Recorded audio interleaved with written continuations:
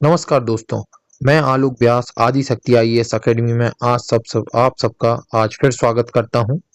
आज हम मध्य प्रदेश की मोस्ट अवेटेड वैकेंसी एमपीएसआई जिसे हम मध्य प्रदेश सब इंस्पेक्टर या उप निरीक्षक की वैकेंसी कहते हैं उसके बारे में चर्चा करेंगे। मध्य प्रदेश के राजपत्र में कल 24 जनवरी 2025 को जिस वैकेंसी का हम वेट कर रहे थे उसका सिलेबस प्रदर्शित किया गया है, जिसे मध्य प्रदेश गवर्नमेंट प्रेस की वेबसाइट पे अपलोड किया गया है। इसमें मध्य प्रदेश राजपत्र के अंतर्गत मध्य प्रदेश की जो भविष्य में होने वाली एसआई की परीक्षा है इसका सिलेबस बताया गया है, जिसका सिलेबस मैं आपके पास आज फुली डिस्क्राइब करूंगा कि किस प्रकार मध्य प्रदेश की एसआई परीक्षा में चेंजेस किए गए हैं, किस प्रकार के चेंजेस करने के बाद इसे संशोधित किया गया है और हम किस प्रकार इसकी तैयारी कर सकते हैं। तो चलिए आइए हम डिस्कस करते हैं। तो गृह मंत्रालय के अधीन मंत्रालय वल्लभ भवन भोपाल के द्वारा इस अनुशंसा के तहत ये संशोधन किया गया है, अर्थात मध्य प्रदेश भर्ती जो होती थी उसके सिलेबस में संशोधन किया गया है और मध्य प्रदेश का अभी जो एसआई का पेपर है उसे 4 स्तरों में लिया जाएगा। तो इसमें आप देख सकते हैं, पहला हम यहाँ देख सकते हैं सीधा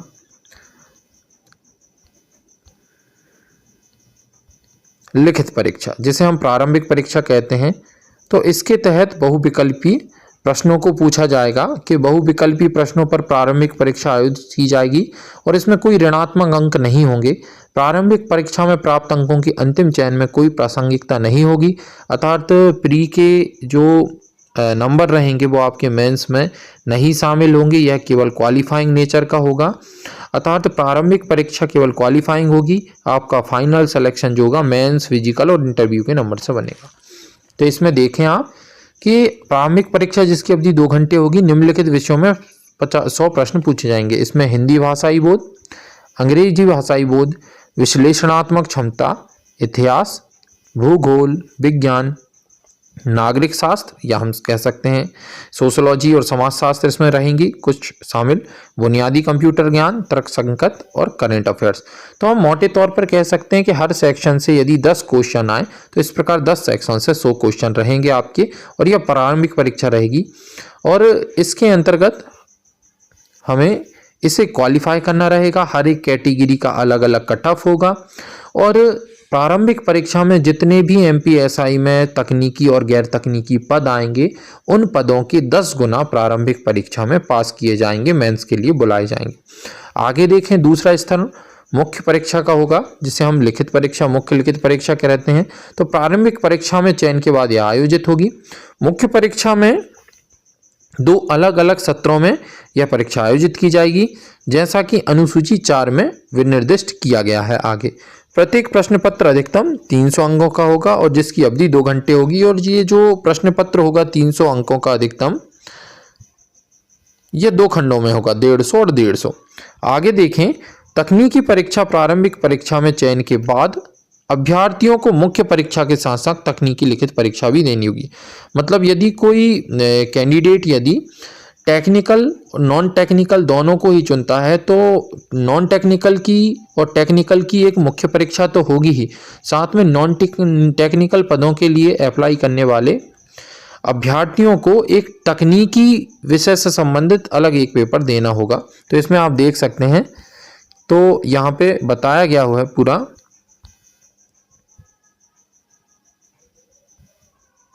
मुख्य लिखित परीक्षा से पृथक दिवस पर अधिकतम 300 अंकों की तकनीकी परीक्षा आयोजित की जाएगी जिसकी अवधि 2 घंटे की होगी। जिन अभ्यर्थियों ने अनुसूची 3 में यथा निर्दिष्ट उप निरीक्षक मीन्स जो फिंगरप्रिंट और क्वेश्चन डाटा के लिए या फोटो के लिए आवेदन किया है, जो विशेष रूप से उप निरीक्षक की श्रेणी होती हैं, उनकी एक सत्र में तकनीकी परीक्षा ली जाएगी और गणित, भौतिकी, रसायन विषयों में विज्ञापति पाठ्यक्रम पर आधारित एक प्रश्न पत्र होगा। जिन अभ्यर्थियों ने अनुसूची 3 में यथा निर्दिष्ट उप निरीक्षक रेडियो के लिए आवेदन किया है उनकी और एक सत्र में तकनीकी परीक्षा ली जाएगी जो विज्ञापति पाठ्यक्रम पर आधारित होगी। आगे देखें, जिन अभ्यर्थियों ने अनुसूची 3 में यथा निर्दिष्ट उप निरीक्षक आयुध के लिए आवेदन किया है उनकी एक सत्र में तकनीकी परीक्षा ली जाएगी एवं विज्ञापति पाठ्यक्रम पर आधारित एक प्रश्न पत्र पर होगा। तो यहाँ पे आप देख सकते हैं कि ये चीज यहाँ पे प्रदर्शित की जाएगी उनके यहाँ या उनके साथ। तो आगे आप यहाँ पे देख सकते हैं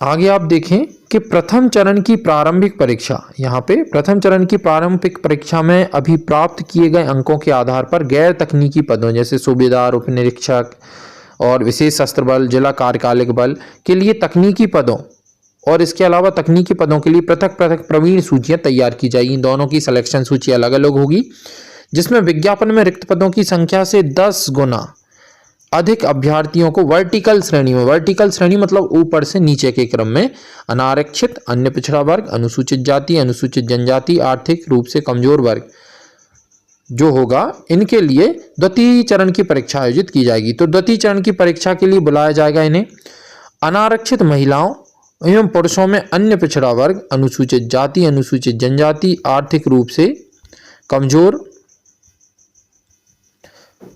के अभ्यर्थी शामिल होंगे और त्रुटि रहित प्रवीण सूची में किसी भी वर्टिकल आरक्षण श्रेणी के कट ऑफ अंक अनारक्षित श्रेणी के कट ऑफ अंक से सदैव कम होंगे। मतलब जैसा हमेशा सभी एग्जामों में होता है कि अनरिजर्व का सबसे अधिक कट ऑफ होगा, फिर ओबीसी, फिर एससी, एसटी, इस प्रकार से। मतलब पुरुष और महिला कट ऑफ अलग नहीं चलेगा, इसमें चलेगा केवल category wise, unreserved, OBC, SC, ST, इस प्रकार। अंतिम अभ्यर्थी जहां तक 10 गुना संख्या पूर्ण होती है, वे समस्त अभ्यर्थी जिन्होंने इस अभ्यर्थी से अधिक या बराबर अंक प्राप्त किए हैं वह भी मेंस की परीक्षा दे पाएंगे। आगे आप यहां पे देखें सीधे कि शारीरिक दक्षता परीक्षण, यहाँ पे इस बार एसआई में ये एक बड़ा चेंज होके आया है कि फिजिकल के नंबर भी यहाँ जोड़े जाएंगे, अर्थात शारीरिक दक्षता परीक्षण, यह परीक्षण सभी अभ्यर्थियों के लिए अनिवार्य होगा और यह परीक्षण 100 अंकों का होगा, जिसमें 800 मीटर दौड़ 40 अंक 40 नंबर की, लंबी कूद 30 नंबर का, गोला फेंक 30 नंबर का। प्रत्येक परिणाम के लिए दिए जाने वाले अंकों के विस्तृत विवरण अनुसूची 5 में निर्दिष्ट किए गए हैं, मतलब फिजिकल के मापदंड। सबसे जो खास यहाँ पे बदलाव हुआ है द्वितीय चरण का, आप उसे देखें। द्वितीय चरण की मुख्य और तकनीकी परीक्षा में अभी प्राप्त किए गए अंकों के आधार पर गैर तकनीकी पदों के लिए तथा तकनीकी पदों के लिए पृथक पृथक प्रवीण सूचियां तैयार की जाएंगी, जिसमें विज्ञापन में रिक्त पदों की संख्या से 3 गुना जितनी वैकेंसी निकली है मुख्य परीक्षा से उसका 3 गुना अधिक अभ्यर्थियों को वर्टिकल श्रेणी में लिया जाएगा, अर्थात शारीरिक दक्षता के लिए बुलाया जाएगा। इसे आप ऐसे समझ सकते हैं कि प्री में 10 गुना पास किए जाएंगे, पोस्ट जितनी हो उससे, मेंस में 3 गुना इंटरव्यू के लिए। तो यहाँ पे ये बताया गया है। आगे आप देखें साक्षात्कार समिति द्वारा द्वितीय चरण के अभ्यर्थियों का जिन्होंने शारीरिक दक्षता परीक्षण में न्यूनतम अंक प्राप्त किए हैं, व्यक्तिगत साक्षात्कार के लिए उन्हें बुलाया जाएगा और व्यक्तिगत साक्षात्कार जो होगा अधिकतम 50 अंकों का होगा। अर्थात हम कह सकते हैं कि मुख्य परीक्षा के 2 पेपर 300 नंबर के, मतलब यहाँ बोल सकते हो 300 प्लस 300 प्लस 100 नंबर का फिजिकल प्लस 50 नंबर का इंटरव्यू, टोटल आपके 750 नंबर में आपको क्वालिफाई करना है MPSI। तो यहाँ पे ये देखा जाएगा। इसके अलावा हम यहाँ यदि सिलेबस पे नज़र डालते हैं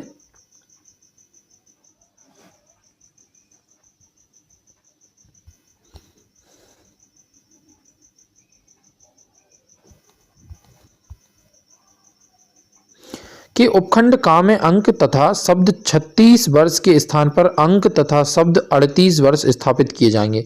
मतलब यहाँ पे अप्लाई करने की एज बढ़ाई जाएगी, मीन्स 38 साल तक के अभ्यर्थी इसमें आवेदन कर सकते हैं। और इसमें खंड 2 में अंक और शब्द 36 वर्ष के स्थान पर अंक तथा शब्द 38 वर्ष स्थापित किए जाएंगे। खंड 4 के पश्चात निम्नलिखित खंड जोड़े जाते हैं, अर्थात वर्तमान में भूतपूर्व सैनिक होने का लाभ लेकर किसी शासकीय सेवा में ना हो तो यहाँ पे भूतपूर्व सैनिकों के लिए भी ये एज फैक्टर हम देखते हैं तो ये बहुत अच्छा किया गया है, या एक प्रकार से हम कहें कि कोविड के 2 साल का यहाँ पे बेनिफिट दिया गया है कि 36 से अब आयु 38 कर दी गई है। इसके पश्चात आप देखें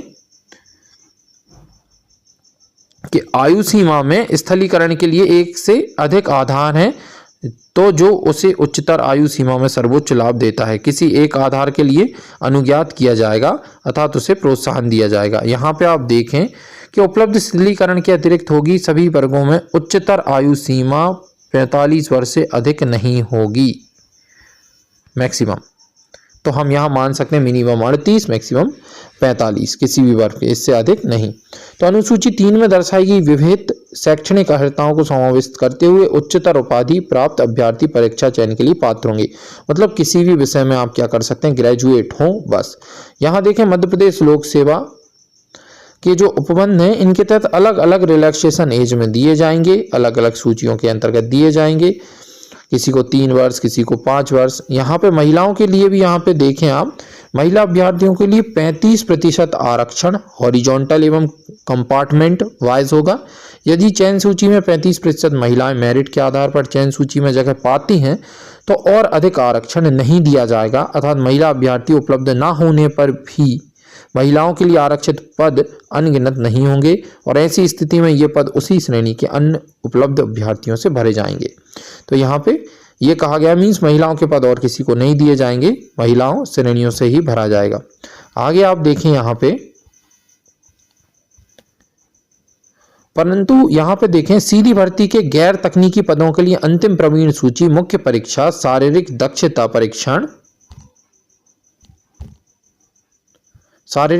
परीक्षण और साक्षात्कार से प्राप्त अंकों के आधार पर की जाएगी। महिला और पुरुषों में भी अनारक्षित श्रेणी, अन्य पिछड़ा वर्ग, अनुसूचित जाति जनजाति, आर्थिक रूप से कमजोर वर्ग के अभ्यर्थियों को सम्मिलित करते हैं।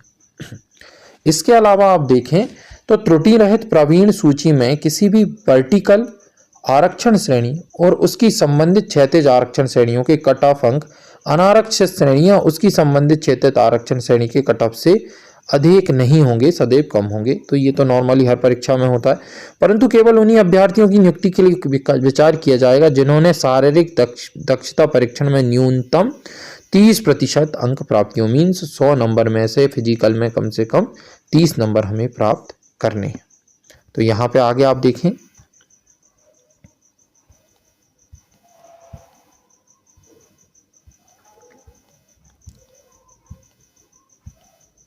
ये तो क्वालिफिकेशंस हो जाती हैं कि शैक्षणिक योग्यता क्या है। तो यहाँ देखें विभाग मध्य प्रदेश पुलिस अराजपत्रित सेवा सूबेदार के लिए किसी भी मान्यता प्राप्त विश्वविद्यालय से स्नातक की उपाधि या उसके समतुल्य, तदेव उप निरीक्षक के लिए जिला कार्यपालिक बल या महिला उप निरीक्षक को सम्मिलित करते हुए यही की यही मान्यता है, मतलब किसी भी मान्यता प्राप्त विश्वविद्यालय से स्नातक की उपाधि हो, तदेव का मतलब यही होगा। नेक्स्ट, उप निरीक्षक शाखा के लिए यह भी किसी मान्यता प्राप्त विश्वविद्यालय से स्नातक की उपाधि या उसके समतुल्य। आगे देखें उप निरीक्षक रेडियो के लिए तो शासन द्वारा मान्यता प्राप्त किसी भी संस्था या विश्वविद्यालय से इलेक्ट्रॉनिक्स, इलेक्ट्रिकल, दूरसंचार, सूचना प्रौद्योगिकी, कंप्यूटर साइंस या इंजीनियरिंग में 3 वर्षीय पत्रोपाधि या डिप्लोमा, यहाँ पे मीन्स बीएससी कंप्यूटर साइंस पे ही एलिजिबल होंगे। आगे आप देखें उंगली चिन्ह फिंगरप्रिंट्स के लिए तो शासन द्वारा मान्यता प्राप्त विश्वविद्यालय से जो पीसीएम में ग्रेजुएट होंगे वो इसमें अप्लाई कर सकते हैं। आगे आप देखें यहाँ उपनिरीक्षक आयुध में भी मैकेनिकल इंजीनियर की डिग्री को रखा गया है। मीन्स आप कह सकते हैं कि एक प्रकार से यहाँ पे इंजीनियर का जो रखते हैं डिप्लोमा, उनके लिए भी एक ये बड़ी सूचना होगी कि मान्यता प्राप्त तकनीकी विश्वविद्यालय में मैकेनिकल इंजीनियर में 3 वर्ष का डिप्लोमा तो आयुध क्षेत्र में वो कर पाएंगे। उपनिरीक्षक विशेष सशस्त्र बल किसी भी मान्यता प्राप्त विश्वविद्यालय से स्नातक की उपाधि या उसके समतुल्य। तो विशेष सशस्त्र बल में केवल आपको क्या चाहिए रहेगा, ग्रेजुएशन चाहिए रहेगा। आगे आप देखें यहां पे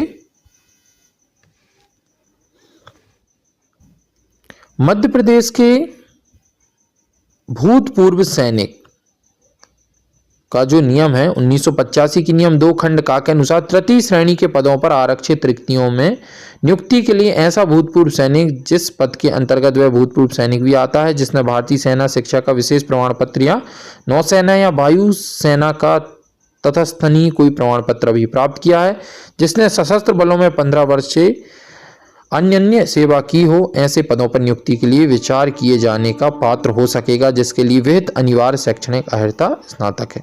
तो यहाँ पे ये एक रिलैक्सेशन हमारे एक्स सर्विसमैन्स को मिल जाता है। आगे देखें,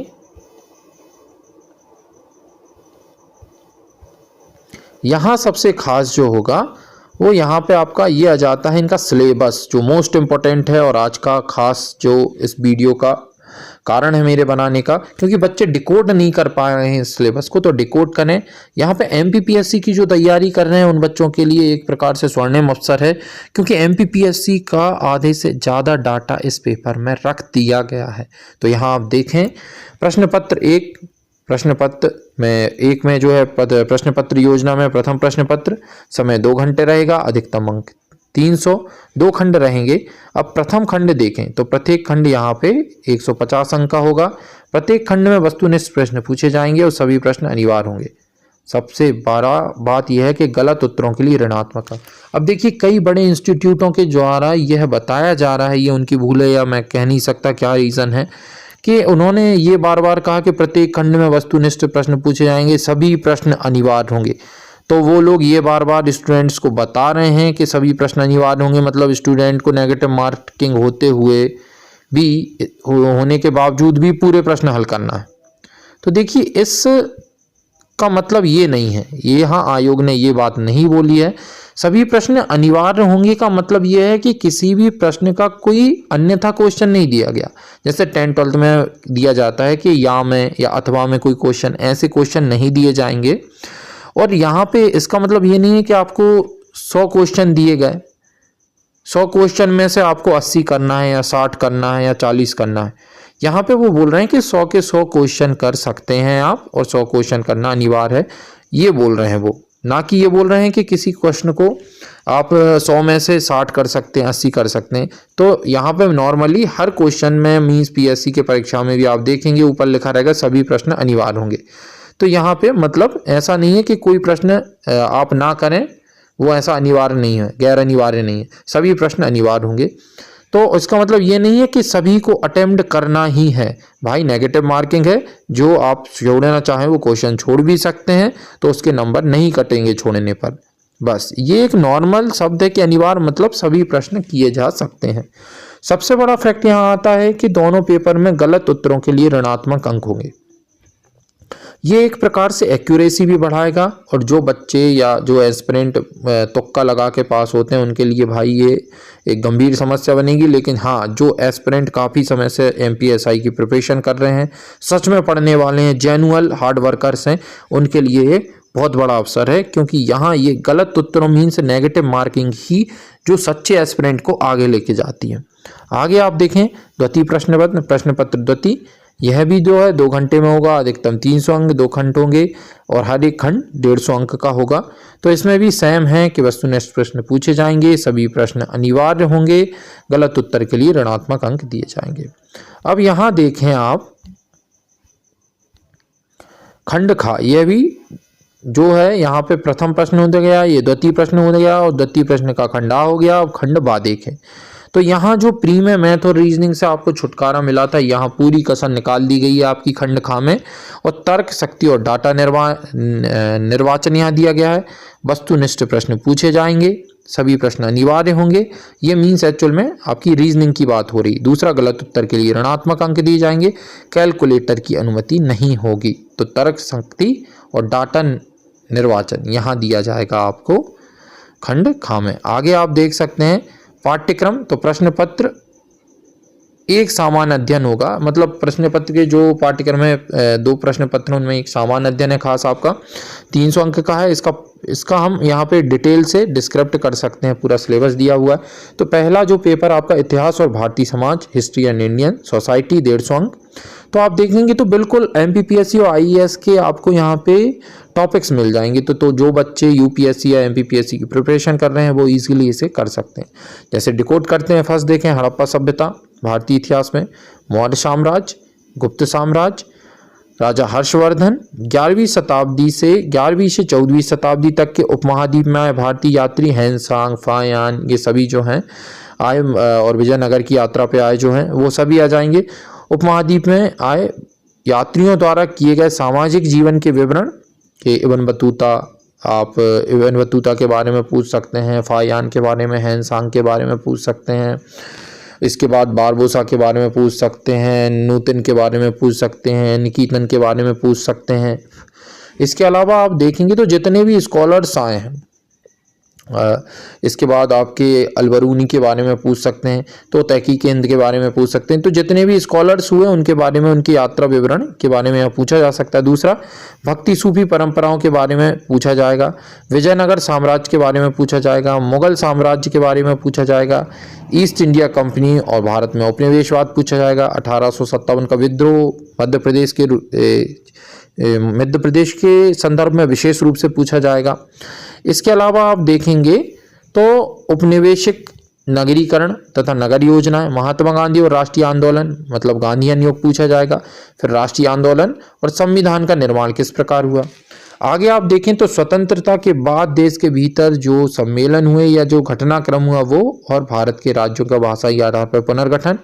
इसके अलावा भारतीय समाज के आप देखें तो भारतीय समाज की मुख्य विशेषताएं क्या हैं और भारत की विविधता।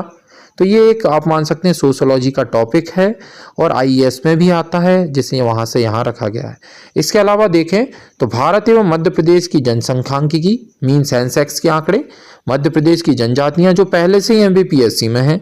इसके अलावा आप देखें महिलाओं और महिला संगठन की भूमिका, भाई ये बिल्कुल एमपीपीएससी में ही है, उसी से लिया गया है, ये मान लीजिए। इसके अलावा जनसंख्या और संबंध मुद्दे, गरीबी और विकासात्मक मुद्दे, शहरीकरण, उनकी समस्याएं और शहरीकरण की समस्याओं के उपचार, एज इट इज पूरा एमपी की इकोनॉमी में दिया गया है, आप देख सकते हैं वर्तमान जो 2024 का सिलेबस है। इसके बाद भारतीय समाज पर वैश्वीकरण का प्रभाव, मीन्स ग्लोबलाइजेशन का क्या इफेक्ट है इंडियन सोसाइटी पर, ये बताना है हमें।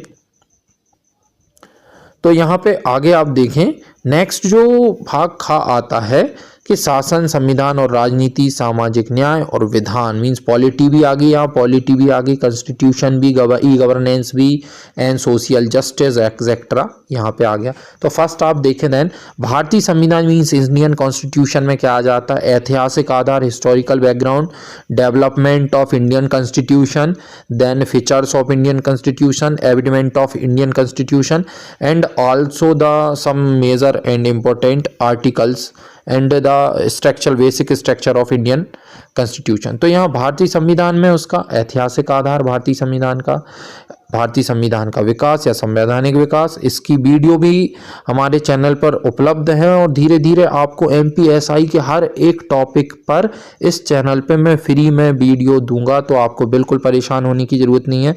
चैनल को लाइक एंड सब्सक्राइब करें और आपको डेली एमपीएसआई के हर एक सब्जेक्ट पर एक एक वीडियो मिलता जाएगा इन डिटेल। विशेषताएं, संशोधन, महत्वपूर्ण प्रावधान, बुनियादी संरचना। आगे देखिए यहाँ पे पॉलिटी से ही रिलेट करता है। संघ एवं राज्यों के कार्य, संघ और राज्यों के उत्तरदायित्व क्या होते हैं, संघीय ढांचा क्या है, मीन्स हम बोलते हैं संघीय व्यवस्था मध्य प्रदेश की या भारत की संघीय व्यवस्था कैसी, मीन्स फ्यूडरल जो सिस्टम है इंडिया का वो कैसा है, संघीय ढांचे से संबंधित मुद्दे और चुनौतियाँ। इसके अलावा स्थानीय स्तर तक शक्तियाँ और वित्त का हस्तांतरण के केंद्र और राज्य में वित्त का हस्तांतरण किस प्रकार होता है, उससे निपटने की चुनौतियाँ, ये बहुत इंटरेस्टिंग चीज़ें हैं जो यहाँ पे अच्छा है डाल दी गई हैं। आगे आप देखें विभिन्न अंगों के बीच शक्तियों का पृथक्करण, मीन्स आप देखते हो केंद्र सूची, राज्य सूची, समवर्ती सूची, उसके विषय और उसकी शक्तियों का, संविधान की शक्तियों का वितरण। तो विभिन्न अंगों के बीच शक्तियों का पृथक्करण, विवाद निवारण तंत्र, संस्थाएं यहाँ दी गई हैं। इसके अलावा देखें तो संसद और राज्य विधायिका की संरचना, लोकसभा, राज्यसभा, राष्ट्रपति। इसके अलावा हमारे जो विधानमंडल होता है तो विधानमंडल में विधान परिषद और इसके बाद विधान परिषद और विधानसभा। तो यहाँ विधानमंडल में विधान परिषद, विधानसभा हो जाती है। तो इनकी संरचना, इनका कार्य, संचालन शक्तियां, विशेषाधिकार संसदों की, विधायकों की, उद्भूति होने वाले मुद्दे। तो आगे आप देखें, इसके अलावा और कॉन्स्टिट्यूशन दिया गया है। तो कार्यपालिका में क्या आ जाएगा आपका, राष्ट्रपति आ जाएगा, आपका प्रधानमंत्री आ जाएगा, मंत्रिपरिषद आ जाएगी, महान्यायवादी आ जाएगा आपका।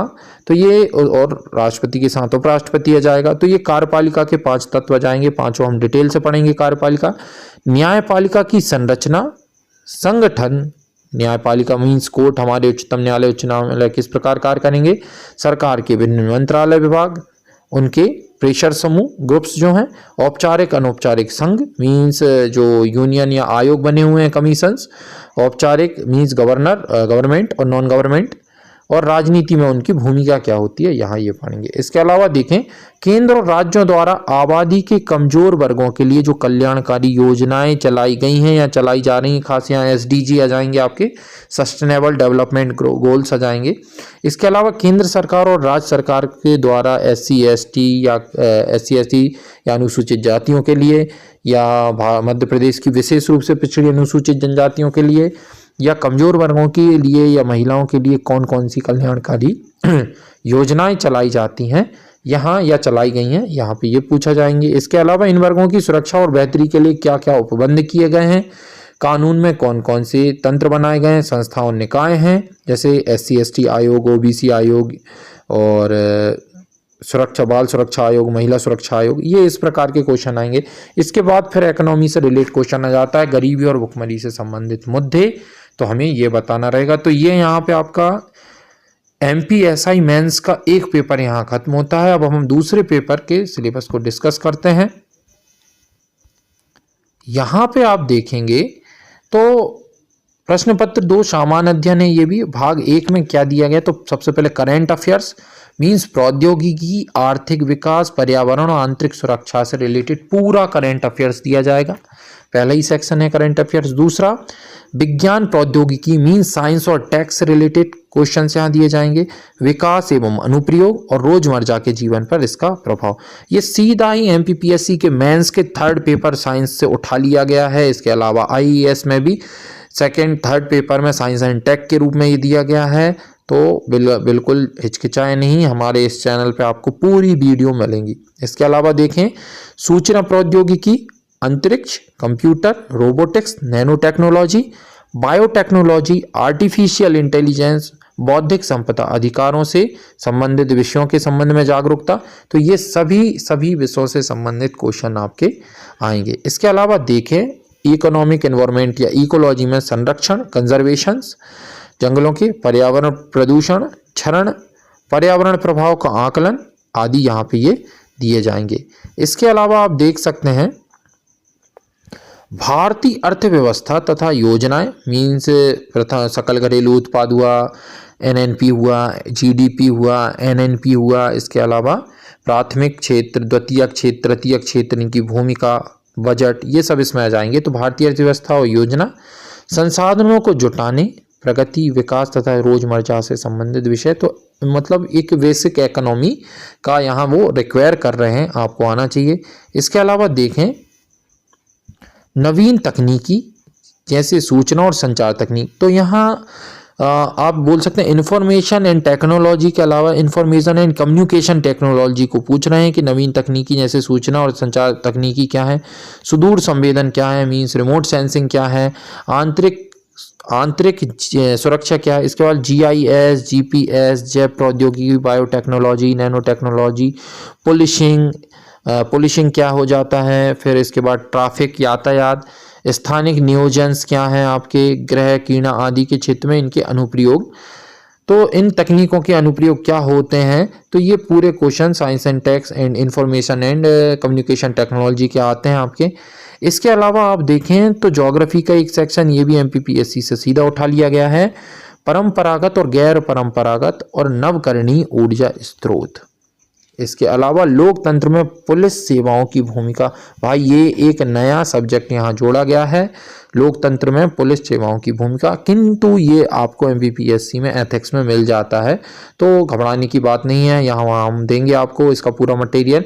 तो लोकतंत्र में पुलिस सेवाओं की भूमिका, इसके बाद विकास और उग्रवाद के बीच संबंध, तो यहाँ भारत और उसकी आंतरिक सुरक्षा की समस्याएं एक टॉपिक आईएएस में आता है, भारत और उसकी आंतरिक सुरक्षा से संबंधित मुद्दे, तो वहां पे आपको विकास और उग्रवाद के बीच संबंध मिलता है। तो मैं आपको एक एक सोर्स बताते जा रहा हूँ, ये बिल्कुल फ्री है।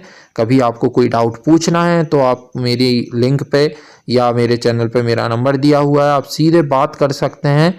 मैं आपको हर समय आपके डाउट क्लियर करने की कोशिश करूंगा। इसके अलावा जैसे जैसे मुझे समय मिलता रहेगा, आप लोगों का मेरे चैनल को सब्सक्रिप्शन मिलता जाएगा, जो निःशुल्क है सब्सक्रिप्शन मेरा, किसी भी प्रकार का चार्ज नहीं है मेरे चैनल पे। तो आप जल्दी से जल्दी उसे सब्सक्राइब करें, शेयर करें, ताकि जो बच्चे बहुत ज़्यादा फीस अवॉइड नहीं दे सकते, ज़्यादा फीस चार्ज नहीं कर सकते, ऑनलाइन कोर्स भी परचेस नहीं कर सकते, उनको अच्छी क्वालिटी की परफेक्ट मटेरियल मैं प्रोवाइड कराऊंगा।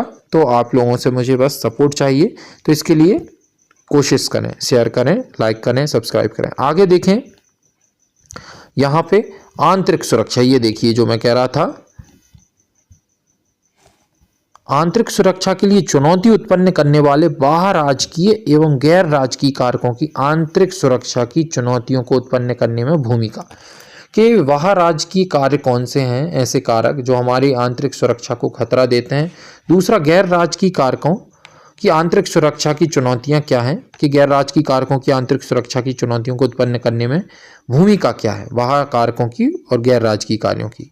इसके अलावा आप देखें संचार नेटवर्क के माध्यम से आंतरिक सुरक्षा को चुनौती, आंतरिक सुरक्षा चुनौती में मीडिया और सामाजिक नेटवर्किंग साइटों की भूमिका, कि सोशल मीडिया हमारी आंतरिक सुरक्षा को किस प्रकार सेंध लगा रही है, या आंतरिक सुरक्षा को सोशल मीडिया या मीडिया और सामाजिक नेटवर्किंग साइटों से क्या समस्या है, या संचार नेटवर्क के माध्यम से आंतरिक सुरक्षाओं को क्या चुनौतियां हैं।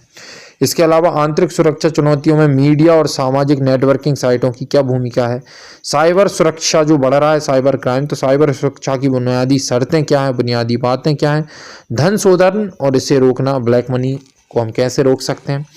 इसके अलावा नेक्स्ट देखें, ये सीधे आईएएस से उठाए गए सिलेबस हैं। बाह्य एवं आंतरिक सुरक्षा के मुद्दे, संगठित अपराध और आतंकवाद के बीच संबंध, कि संगठित अपराध एक प्रकार की यूनियन बना लेना और अपराध करना, और आतंकवाद ये एक प्रकार का क्या आतंकवाद है, इनके बीच क्या संबंध है बताएं। तो ये मान लीजिए कि यदि आपको ऑब्जेक्टिव इनके नहीं बन पा रहे हैं तो इन्हें मैं डिटेल में आपको बताऊंगा एक एक टॉपिक्स को, और इन्हीं में से क्वेश्चन आपके इंटरव्यू में पूछे जाएंगे। तो इन टॉपिक्स को आपको समझना जरूरी है, नहीं तो इंटरव्यू में आप अनक्वालिफाई हो जाएंगे। आगे देखें भाग खा, भाग खा में जो आपके मैथ फील्ड के हैं उन बच्चों के लिए गिफ्ट मान सकते हैं आप, कि आधार संख्याएं और सांख्यिकी अंक और उनके संबंध में प्रायिकताएं दी गई हैं। आंकड़ों का प्रबंधन एवं व्याख्या, जिसमें चार्ट, ग्राफ, तालिका, तथ्य, डाटा, पर्याप्तता आदि दिए जाएंगे। माध्य माध्यिका बहुलक मानक विचलन दिया जाएगा। अनुपात सनुपात इकाई विधि, लाभ हानि, प्रतिशत, छूट, साधारण और चक्रवृद्धि ब्याज, क्षेत्रमिति, क्षेत्रफल, परिमाप, आयतन के क्वेश्चन।